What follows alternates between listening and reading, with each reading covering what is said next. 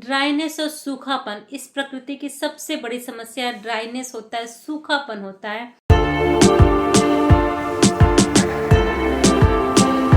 नमस्कार, मैं कुसुमिता, स्वागत है आप सभी का मेरे इस प्यारे से परिवार केलता कंसर्न में। आशा करती हूँ आप सभी स्वस्थ, सुखी और सुकून से अपनी लाइफ के प्रति पॉजिटिव हैं। तो आज का वीडियो वात पित्त प्रकृति की समस्या और समाधान। अगर आप वात पित्त प्रकृति के हैं तो इसमें क्या क्या प्रॉब्लम्स आती हैं और इसका समाधान हम कैसे कर सकते हैं, कैसे इन दोषों को बैलेंस करके हम रोगों से मुक्त हो सकते हैं। जो भी रोग हमें इन प्रकृतियों की वजह से होने वाले हैं उनसे हम कैसे बच सकते हैं, इस बारे में हम संपूर्ण जानकारी लेंगे इस वीडियो में। तो लास्ट तक वीडियो के बने रहिएगा। वात और पित्त प्रकृति यानी हवा और आग, जब ये दोनों प्रकृतियां मिलेगी तो क्या होगा? ड्राइनेस और सूखापन इस प्रकृति की सबसे बड़ी समस्या ड्राइनेस होता है, सूखापन होता है। अब गर्मी के मौसम में क्या होता है? अगर जब गर्मी का मौसम आता है तो गर्मी का मौसम और तेज हवाएं जब चलती हैं तो ड्राइनेस हो जाती है, हमारे शरीर से एनर्जी लेवल कम हो जाता है, हमारे शरीर का चक्कर आने लगता है, थकान होती है, सूखापन हो जाता है और बहुत सारी परेशानी होती है, चाहे शारीरिक रूप से हो चाहे मानसिक रूप से हो। शॉर्ट टेम्पर्ड होते हैं वात पित्त प्रकृति वाले, उन्हें गर्मी बर्दाश्त नहीं होती है। तो ऐसे लोगों के लिए हम क्या करें? तो ऐसे लोगों को ऐसा आहार विहार करना चाहिए जो गर्मी को शांत करे और उनके शरीर को पोषण देने का भी काम करे और उनके दिमाग को भी शांत करे, क्योंकि वात और पित्त दोनों चीजें हमारे शरीर को सुखाने का काम करती हैं। तो हमें कुछ ऐसी चीजों का सेवन करना चाहिए जो हमारे शरीर को नरिशमेंट दे। इसलिए वात पित्त के लोगों को 6 रसों में से सबसे पहला रस मीठे रस का सेवन करना चाहिए। मीठा रस उनके लिए सर्वश्रेष्ठ है, जो उनको नरिशमेंट देगा, पोषण देगा, जो उनके वात और पित्त को भी शांत करेगा और उनको नरिशमेंट देने का भी काम करेगा, पोषण देने का भी काम करेगा। मीठा स्वाद वात पित्त प्रकृति के लिए सर्वश्रेष्ठ है। वो नेचुरल मीठा होना चाहिए, आर्टिफिशियल स्वीटनर की बात नहीं कर रही हूँ मैं, नेचुरल मीठा होना चाहिए। नेचुरल मीठे में खजूर आ गया, खजूर मीठा भी है और ठंडा भी है। नारियल हो गया, नारियल मीठा भी है और ठंडा भी है। वात और पित्त दोनों को शांत करता है। आपने देखा होगा कि जहाँ पे भी गर्मी बहुत ज्यादा पड़ती है वहां पे मीठी और ठंडी चीजें ज्यादा मिलती हैं। वहां के लोग मीठी और ठंडी चीजों का सेवन ज्यादा करते हैं और वो अपने खान पान में सबसे ज्यादा मीठी, ठंडी और चिकनी चीजों को शामिल करते हैं। अनार, अंगूर, काला मुनक्का या गुड़, ये सभी चीजें बेस्ट है वात पित्त प्रकृति वालों के लिए। मीठा स्वाद वात को भी कम करती है और पित्त को भी। तो और मीठे में सबसे अच्छी चीज है घी। घी वात को भी कम करेगी और आपके पित्त को भी कम करेगी। तो जो भी आप भोजन पकाएं उसे घी में पकाएं तो ये आपके लिए ज्यादा फायदेमंद होगा। तेल का उपयोग ना करें या फिर बहुत ही कम करें। वात पित्त प्रकृति वाले घी का उपयोग अपने खाने में या तो भोजन पकाने के लिए, और ऐसे भी आप घी का उपयोग कर सकते हैं। घी आपके लिए बेस्ट है। घी में आप सब्जी बना के खा सकते हैं, दाल में यूज कर सकते हैं घी को, या फिर रोटी में लगा के, चावल में डाल करके, किसी भी तरह से, एनी फॉर्म, किसी भी फॉर्म में आप घी को यूज कर सकते हैं। दूसरी चीज है मक्खन। मक्खन को आप मिश्री के साथ भी यूज कर सकते हैं, परंतु मक्खन घर का बना होना चाहिए, शुद्ध मक्खन होना चाहिए। मक्खन चिकना भी है, मीठा भी है। ये वात और पित्त दोनों में बहुत फायदेमंद है। तो मक्खन का उपयोग आप कर सकते हैं वात पित्त की किसी भी समस्या में। वात पित्त प्रकृति वाले मक्खन का उपयोग करें तो उनको, उनके बॉडी को नरिशमेंट भी देगा ये। इसके अलावा तीसरी चीज है दूध। दूध का भी आप सेवन कर सकते हैं, या तो गाय का दूध ले लीजिए या फिर भैंस का दूध लीजिए, परंतु वात और पित्त वालों के लिए भैंस का दूध बेस्ट है।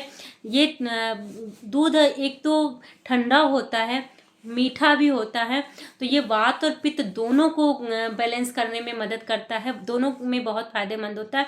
और अगर आप दूध में भैंस का दूध लेते हैं तो भैंस के दूध में फैट ज़्यादा होता है, तो आपका वात और पित्त वालों का शरीर बहुत हल्का होता है, बहुत दुबले पतले होते हैं, तो उनके लिए भैंस का दूध बहुत ही फायदेमंद होता है, क्योंकि उसमें फैट ज़्यादा होता है, तो उनके शरीर को ये पोषण बहुत अच्छे से देता है। तो वैसे तो आयुर्वेद में गाय के दूध का वर्णन किया गया है कहीं भी, परंतु वात और पित्त के जो भी प्रॉब्लम होती है उनमें भैंस का दूध बहुत ही फायदेमंद होता है, उनके लिए भैंस का दूध बताया गया है। हाँ, आयुर्वेद में जो ग्रीष्म ऋतु चल रही है उसमें रात में भैंस का दूध पीने के लिए बताया गया, क्योंकि गर्मी के मौसम में उष्णता रहती है, रूखापन रहता है, तो ऐसे में भैंस का दूध बहुत फायदेमंद होता है। उस टाइम रात में अगर आप भैंस का दूध लें तो वो आपके लिए ज्यादा फायदेमंद होता है। तो वात और पित्त प्रकृति वालों के लिए भैंस का दूध बेस्ट है। और चांद की रोशनी में रखा हुआ दूध बहुत ही ज्यादा फायदेमंद होता है। अगर आप वात पित्त प्रकृति के हैं तो चांद की रोशनी में दूध रख के पीजिए, वो आपके लिए बहुत फायदेमंद है। तो दूध, घी और मक्खन, ये सारी चीज़ें लेने के लिए कहा गया। तो उसमें आप खीर बना करके भी ले सकते हैं, या तो चावल की खीर बना के ले लीजिए या फिर गेहूं की खीर बना के ले लीजिए। गेहूं की खीर भारी होती है और चिकनी होती है, तो वो आपके लिए बेस्ट ऑप्शन है। गेहूं की खीर बना के लीजिए, आपके शरीर को पोषण भी देगी और वजन भी आपका बढ़ाएगी। तो गेहूं का खीर वात पित्त वालों के लिए भी बहुत अच्छा ऑप्शन है। और वात पित्त वालों के में देखा था कि उनका बहुत चिड़चिड़ापन वाला नेचर होता है, बहुत गर्म नेचर होता है। ऐसे में अगर आप घी का सेवन करते हैं तो आपके दिमाग के चिड़चिड़ेपन को भी कम करता है, क्योंकि घी ब्रेन के लिए बहुत ही अच्छा टॉनिक होता है। तो अगर आपके दिमाग में चिड़चिड़ापन है, रूखापन है, तो वो उसको कम करने में मदद करेगा और दिमाग के साथ साथ आपके शरीर को भी ठंडा रखेगा।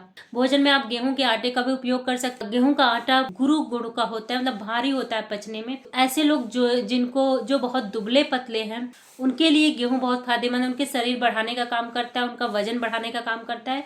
तो वात पित्त वालों में सबसे बड़ी प्रॉब्लम होती है, उनका वजन नहीं बढ़ता है। तो आप गेहूं का सेवन कर सकते हैं। गेहूं की रोटी बना के खाइए, खीर बना के खाइए, हलवा बना के खाइए, लड्डू बना के खाइए, ये आपके लिए बहुत फायदेमंद है। सत्तू में घी मिला करके लड्डू बना के खाइए, वो भी आपके लिए बहुत अच्छा। जो प्राकृतिक रूप से मीठी चीजें, वो सभी आपके लिए बहुत फायदेमंद है। और अपने भोजन में घी का उपयोग करिए, वो आपके लिए सर्वश्रेष्ठ है। अनार, अंगूर या फिर काला मुनक्का, ये भी आपके लिए बेस्ट है। गुड़ भी बहुत अच्छा है, परंतु घी के साथ खाएं। मीठी चीजें हमेशा चिकनाहट के साथ खाएं। घी पित्त प्रकृति वालों के लिए वैसे भी सर्वश्रेष्ठ है। घी पे मैंने सेपरेट वीडियो बनाया, वो अभी आप जा करके देख सकते हैं। गुड़ पर भी मैंने सेपरेट वीडियो बनाया, कौन सा गुड़ किसके लिए फायदेमंद है, मैंने सेपरेट वीडियो बनाया, वो भी आप जाकर के चेकआउट कर सकते हैं चैनल पे। जितनी भी चीजें वात और पित्त के लिए अच्छी हैं, वो सभी आप यूज कर सकते हैं। वात पित्त वाले कद्दू की खीर भी आप ले सकते हैं, वो भी बहुत अच्छा है आपके स्वास्थ्य के लिए। परंतु खीर के साथ खट्टी चीजों का सेवन ना करें, क्योंकि खीर या दूध की चीजों के साथ नमक और खट्टी चीजों का सेवन विरुद्ध आहार में माना जाता है। आप अपनी भूख के अकॉर्डिंग खीर का सेवन कर सकते हैं, जितना भी आपको भूख लगे, जितना भी आपका मन करे खाने का, आप खीर खा सकते हैं। पंपकिन की खीर, वो आपके लिए वात पित्त वालों के लिए बहुत ही अच्छा है ऑप्शन है। मीठा आम, वो भी आपके वात पित्त के लिए अच्छा है। मीठे आम का सेवन भी आपके लिए फायदेमंद है, आप मीठे आम का भी सेवन कर सकते हैं। और अंगूर और मुनक्के का भी सेवन मैंने ऑलरेडी बता दिया, कर सकते हैं। इसके अलावा आप सत्तू का सेवन कर सकते हैं। सत्तू को भी गर्मी के मौसम में लेने के लिए बताया गया है। तो सत्तू का सेवन आप कर सकते हैं। ये आपके शरीर को पोषण भी देगा और वात पित्त को बैलेंस करने में मदद करेगा। सत्तू में अगर आप घी मिला के लेते हैं तो वो बेस्ट तरीका है लेने का। घी मिला के लेंगे तो ये आपके वात पित्त को तो बैलेंस करेगा ही, कंट्रोल करेगा ही, साथ ही आपको पोषण भी देगा, आपके वजन को बढ़ाने में मदद करेगा, जो कि सबसे बड़ी प्रॉब्लम होती है।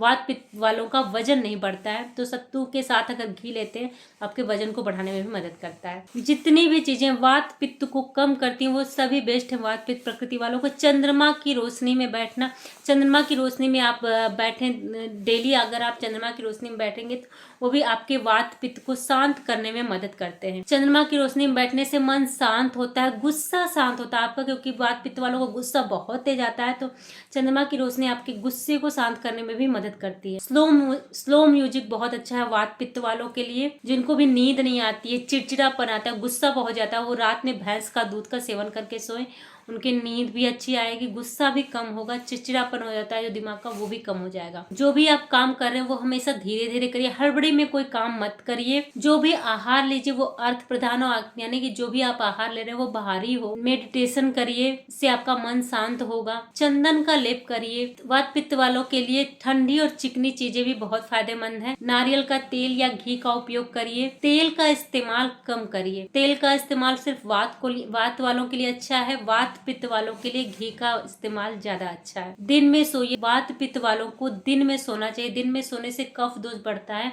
तो वात पित्त वाले अगर दिन में सोएंगे तो उनके लिए ये अच्छा है। चंद्रमा की रोशनी में अगर सोए तो भी वो उनके लिए बहुत फायदेमंद है। भैंस का दूध देना, मक्खन का सेवन करना, ये सभी चीजें वात पित्त को बैलेंस करने में मदद करती हैं। इसके अलावा तीखी मिर्च मसाले वाली जो चीजें हैं उसको थोड़ा कम लीजिए, क्योंकि ये आपके वात पित्त को और ज़्यादा भड़का देती है।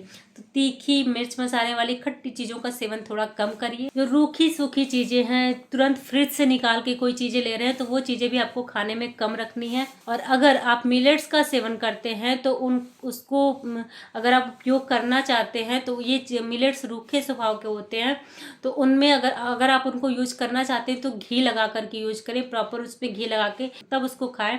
नहीं तो ये आपके वात और पित्त के बैलेंस को बिगाड़ती हैं, क्योंकि मिलेट्स में हल्कापन भी है और ये रूखापन भी है। तो इनके गुणों को बैलेंस करने के लिए आपको इसमें घी या मक्खन लगा करके तभी खाएं, अदरवाइज ये आपको नुकसान कर देंगी। मुलेठी भी वात और पित्त दोनों के लिए बहुत अच्छी है। मुलेठी का सेवन अगर आप करते हैं तो ये वात पित्त दोनों का समन करती है, ठंडी होती है, तासीर में मीठी होती है, तो ये आपके वात और पित्त दोनों को बैलेंस करने में मदद करती है। सतावरी भी बहुत अच्छी होती है वात और पित्त प्रकृति वालों के लिए।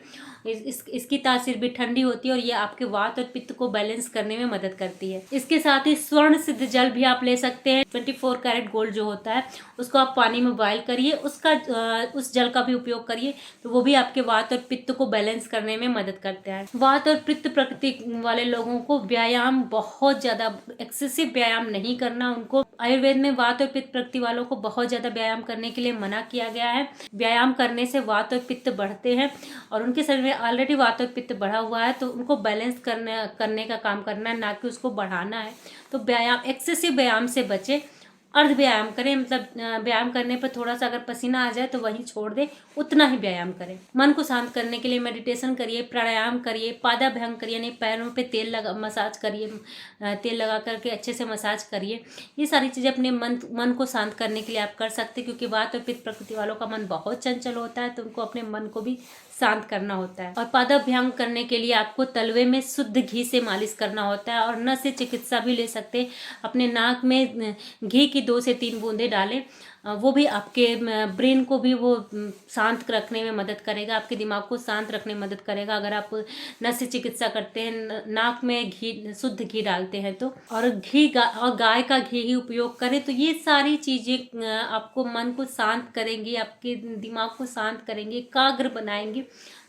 और ये सारी छोटी छोटी चीज़ें अगर आप फॉलो कर लेंगे तो आप अपने वात और पित्त को बैलेंस कर पाएंगे, और इनकी वजह से जो बीमारियां होती हैं उनसे छुटकारा पा लेंगे। वो आपको आगे जाके परेशान नहीं करेंगी, क्योंकि द्वंद्वज प्रकृतियों में बीमारी बहुत ज़्यादा होती है। तो इन बीमारियों से बचने के लिए इतने प्रिकॉशन लेने पड़ेंगे आपको ये सारी चीज़ें अपने लाइफ स्टाइल में ऐड करनी पड़ेंगी। तो आज के लिए बस इतना है। वीडियो अच्छे लगे चैनल को लाइक करिए, शेयर करिए, सब्सक्राइब करिए। तक के लिए धन्यवाद।